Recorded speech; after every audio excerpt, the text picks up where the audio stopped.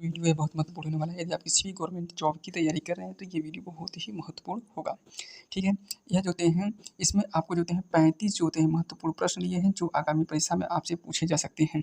ठीक है, तो बिना देर किए जो होते हैं हम सभी प्रश्नों को हम देख लेते हैं। इसमें जो होते हैं प्रश्न जो सीरियल वाइज नहीं है, इस चीज़ का आपको विशेष ध्यान रखना होगा। ठीक है, पहला प्रश्न है कि निम्नलिखित में से किस अधिनियम में कलकत्ता में सर्वोच्च न्यायालय की स्थापना का प्रावधान किया गया था? तो ध्यान दीजिएगा, रेगुलेटिंग एक्ट जो होते हैं 1773 के द्वारा जो होते हैं, यह एक्ट के द्वारा 1773 के द्वारा सर्वोच्च न्यायालय की स्थापना का प्रावधान करता है। लेकिन उस समय जब यह पहली बार बना था, उस समय हमारे पहले जो मुख्य न्यायाधीश थे जो थे एलिजा इम्पे थी। ठीक है, यह चीज़ आपको मालूम होना चाहिए। ठीक है, तो दूसरा हमारा जो प्रश्न है, किस अधिनियम के द्वारा, ध्यान दीजिएगा, किस अधिनियम के द्वारा संसद ने चाय और चीनी के व्यापार को छोड़कर ईस्ट इंडिया कंपनी के भारत के साथ व्यापारिक एकाधिकार को समाप्त कर दिया था? तो ध्यान दीजिए, इसका सही जवाब 1813 का चार्टर अधिनियम हो जाएगा। अगला प्रश्न है हमारा, क्या किस अधिनियम ने भारतवासियों को अपने देश के प्रशासन में कुल हिस्सा लेना संभव बनाया? तो ध्यान दीजिएगा, इसका सही जवाब हो जाएगा ऑप्शन ए हो जाएगा, चार्टर एक्ट अधिनियम 1813। ठीक है, इसी के तहत जो होता है भारतवासियों को अपने देश में प्रशासन के कुछ हिस्से लेना संभव बनाया गया था। ठीक है, अगला प्रश्न है कि निम्नलिखित में से किस अधिनियम के अंतर्गत भारतीय विधान परिषद को बजट पर बहस करने की शक्ति प्रदान किया गया था? ध्यान दीजिए, इसका सही जवाब 1800 जो होते हैं 92 में हो गया था। ठीक है, तो इसका सही जवाब क्या हो जाएगा?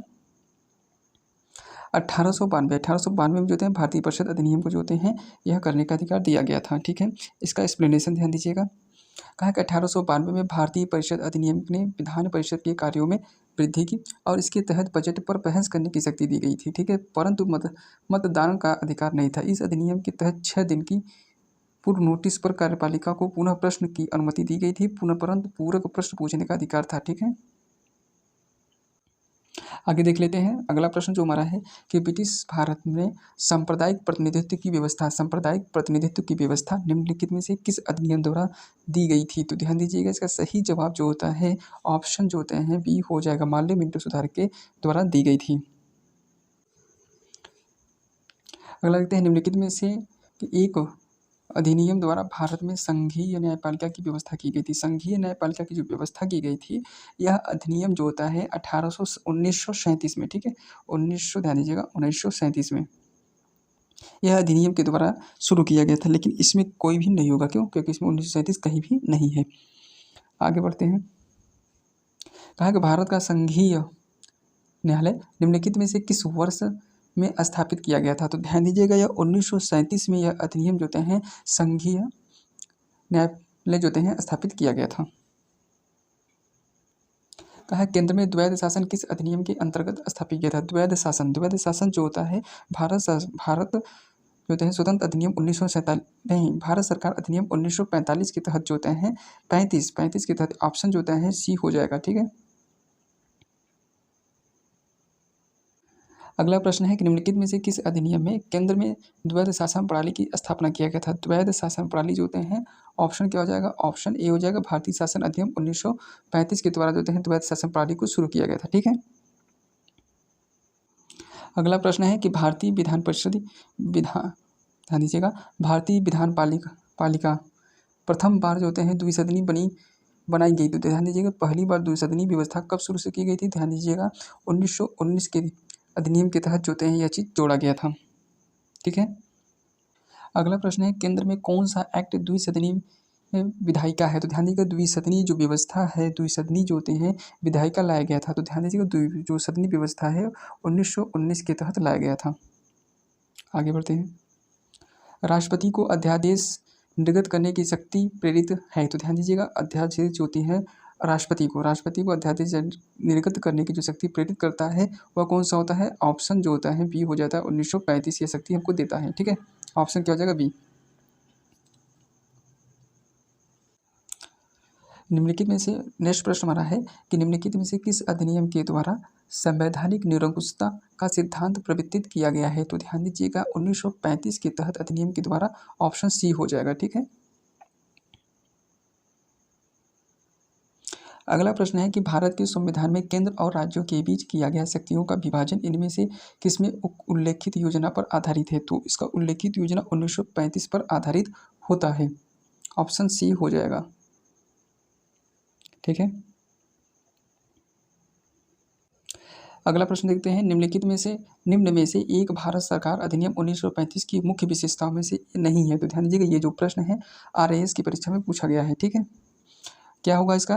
ध्यान दीजिएगा, अवशिष्ट जो होते हैं विषय प्रांतीय विधायक को आवंटित किए गए थे, यह चीज़ हमको जो होते हैं गलत है। ठीक है, यह चीज़ गलत। इसके बाद जो होते हैं A, B और C तीनों हमारे सही हैं। ठीक है, ऑप्शन क्या हो जाएगा? बी।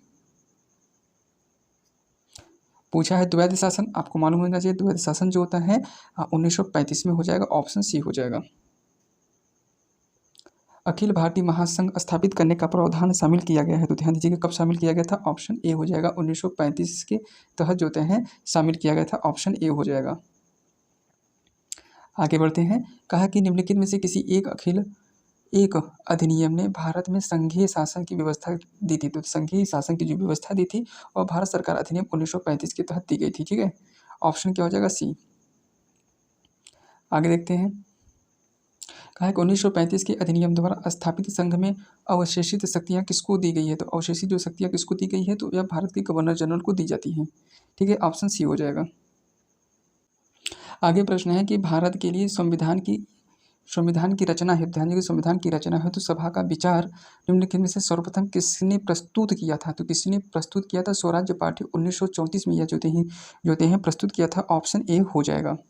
ठीक है, आगे बढ़ते हैं। कहा स्वतंत्रता से पूर्व के दिनों में प्रारंभ में कितने संविधान जो होते हैं निर्मात्री, ध्यान दीजिएगा, संविधान के निर्मात्री सभा का विचार प्रस्तुत किया था? तो ध्यान दीजिएगा, ये प्रस्तुत किया था NA राय ने प्रस्तुत किया था। ठीक है, ऑप्शन क्या हो जाएगा? ए हो जाएगा। आगे बढ़ते हैं। कहा है कि एक निर्वाचन संविधान सभा द्वारा भारत के संविधान का निर्माण करने का प्रस्ताव किया गया था। तो ध्यान दीजिए, संविधान का निर्माण करने का प्रस्ताव ऑप्शन जो होते हैं सी हो जाएगा। क्रिप्स मिशन के द्वारा किया गया था। Option C. कब किया गया था? 1942 में। कब किया गया था? 1942 में। आगे बढ़ते हैं। पूछा क्या है कि कैबिनेट मिशन योजना के अंतर्गत संविधान निर्माता परिषद के प्रत्येक प्रांत को आवंटित सदस्य निर्धारित करने के लिए एक प्रतिनिधित्व कितनी जनसंख्या के अनुपात में रखे गए थे? तो ध्यान दीजिएगा, उस समय जो होते हमारे 10 लाख रखे गए थे। ऑप्शन क्या हो जाएगा? बी हो जाएगा। अगला प्रश्न है कि इन व्यक्तियों में से कौन कैबिनेट मिशन का सदस्य नहीं है? तो ध्यान दीजिए, कैबिनेट मिशन का जो सदस्य जो होता है हमारा विलियम्स वुड्स जो होते हैं हमारे कैबिनेट मिशन के, ये नहीं थे। इसके बाद जो होते हैं सब लोग थे। तो ये हमारा कहा कि पैथिक, क्लॉरेंस, ऐसे अलेक्जेंडर्स और स्टैमफोर्ड क्रिप्सन, ये जो होते हैं इसके कैबिनेट मिशन के सदस्य थे। लेकिन ऑप्शन जो होता है ए हो जाएगा। ठीक है, आगे बढ़ते हैं। नेक्स्ट प्रश्न है कि भारतीय संविधान सभा का गठन किया गया था। तो भारतीय संविधान सभा का गठन जो होता है ऑप्शन जो होता है ए हो जाएगा। कैबिनेट मिशन योजना 1946 के तहत किया गया था। और ध्यान दीजिएगा, इसका ऑप्शन जो होता है सी हो जाएगा। ठीक है, आगे बढ़ते हैं। कहा है कि 1946 में निर्मित आंतरिक सरकार में कार्यपालिका परिषद के उप सभापति कौन थे? तो ध्यान दीजिएगा, उप सभापति जो होते हैं हमारे पंडित जवाहरलाल नेहरू जी थे। किस समय? 1946 में, जब निर्मित की गई थी आंतरिक सरकार। ठीक है, आंतरिक सरकार के कार्यपालिका परिषद के उप सभापति थे। ठीक है, आगे बढ़ते हैं।